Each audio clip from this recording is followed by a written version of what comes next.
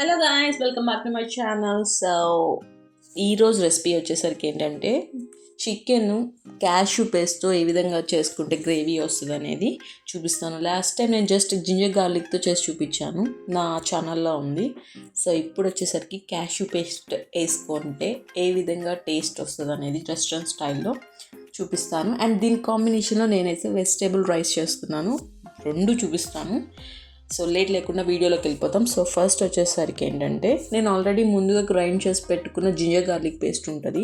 So దాన్ని నేను చికెన్కి కావాల్సినంత ఒక టూ స్పూన్స్ అనేది 2 టేబుల్ స్పూన్స్ జింజర్ గార్లిక్ తీసుకొని దానిలో క్యాష్యూస్ కొంచెం తీసుకొని, అదేవిధంగా దగ్గర కొబ్బరి పౌడర్ ఉంటుంది అది కూడా కొంచెం వేసుకొని, 2 దాల్చిన చెక్కలు, 2 లవంగాలు, చిన్న దాల్చిన చెక్క వేసుకొని మంచిగా ఫైన్ పేస్ట్ చేసి పక్కన పెట్టుకున్నాం. సో ఇప్పుడు కర్రీ కోసం ప్యాన్ పెట్టుకొని దానిలో ఆయిల్ వేసుకొని, సో ఆయిల్ వేడెక్కినాక కట్ చేసి పెట్టుకున్న ఆనియన్స్, పచ్చిమిర్చి వేసుకొని బాగా రోస్ట్ చేసుకోవాలి. అందులో కొంచెం చిటికెడంట పసుపు, అదేవిధంగా ఉప్పు అనేది కొంచెం వేసుకుంటే ముందలే ఆనియన్స్ అనేది త్వరగా రోస్ట్ అవుతాయి. అందులోనే కొంచెం రెస్టారెంట్ లాగా అక్కడక్కడ క్యాష్యూస్ తగలాలి కాబట్టి నేను క్యాష్యూస్ కూడా వేస్తున్నాను, పేస్ట్తో పాటు కాకుండా సపరేట్గా.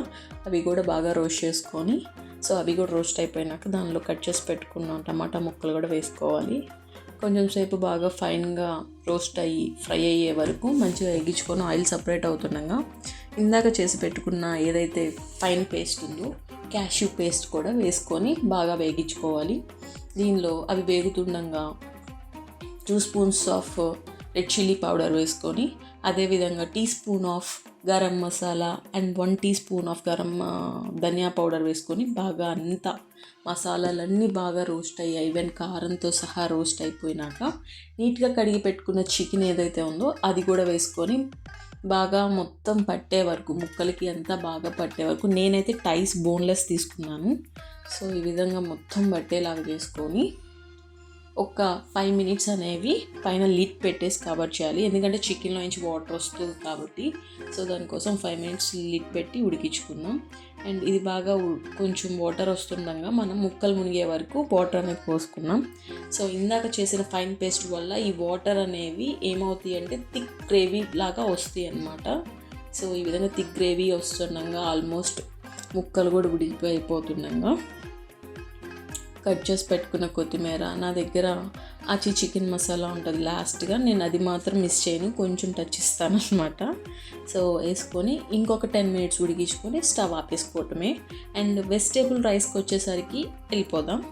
నెక్స్ట్ నేనైతే ఒక చిన్న కుక్కర్ పెట్టుకొని దానిలో ఈవెన్గా ఆయిల్ అండ్ గీ అనేది రెండు మిక్స్ చేస్తాను. సో ఓన్లీ గీ వేస్తే గీ టేస్ట్ బాగుంటుంది, బట్ నేను రెండు మిక్స్ చేస్తాను. దానిలో ఏవైతే బిర్యానీ స్పైసెస్ ఉన్నాయో అవన్నీ వేసుకొని మంచిగా ఎగించుకోవాలి నూనె వేడెక్కినాక. అదేవిధంగా కట్ చేసి పెట్టుకున్న half moon of onions and చీలికలు చేసుకున్న పచ్చిమిర్చి వేసి అది కూడా వేగించుకోవాలి. ఇవి రెండు ఈవెన్గా వేగి ఆయిల్ సపరేట్ అయినాక సేమ్ టమాటా కూడా వేసుకొని వేగించుకొని, దానిలో నా దగ్గర ఫ్రోజన్ ఆల్వేస్ ఎప్పుడు ఉంటాయి మాకు. సో క్యారెట్స్, బీన్స్, అదేవిధంగా బఠానీ, లిటిల్ బిట్ స్వీట్ కార్న్ కూడా ఉంటుంది, మొత్తం వేసేసుకొని బాగా ఫ్రై చేసుకోవాలి. దీనిలో ముందుగా క్లీన్ చేసి పెట్టుకున్న పుదీనా, అదేవిధంగా కొత్తిమీర వేసి కూడా బాగా వేగించుకోవాలి. ఇవన్నీ వేసాను మర్చిపోయాను అనుకుంటున్నారేమో, లేదు, జింజర్ గార్లిక్ కూడా వేసుకొని బాగా రోస్ట్ చేసుకోవాలి. మొత్తం వేగినాక దానిలో కామన్గా నేను కర్డ్ తెలుసు కదా, కర్డ్ వేసేస్తాను. కర్డ్ వేసి అది బాగా దాని నుండి ఆయిల్ అనేది సపరేట్ అవుతుండగా, అండ్ కారం కూడా నేను దీంట్లో హాఫ్ టీ స్పూన్ కారం వేస్తున్నాను, ఎందుకంటే కొంచెం మనము కర్రీ ఉన్నా కానీ విడిగా కూడా తినాలనుకుంటే బాగుంటుంది. వెజిటేబుల్ ఉట్టి రైస్ తినాలన్నా, పిల్లలకి పెట్టాలన్నా కొంచెం కారం ఉంటుంది.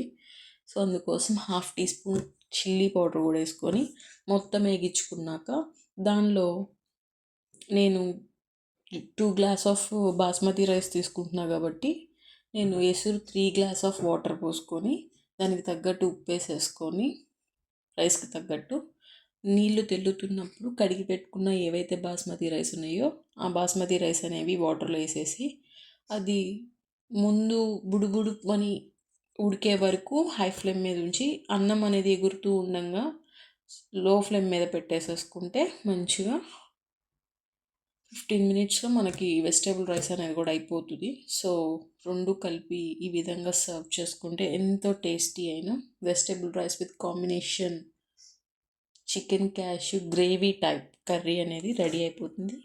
సో మీకు ఎలా వచ్చిందనేది కమెంట్ సెక్షన్లో చేసి టేస్ట్ చేసి చెప్పండి. So thanks for watching. Bye.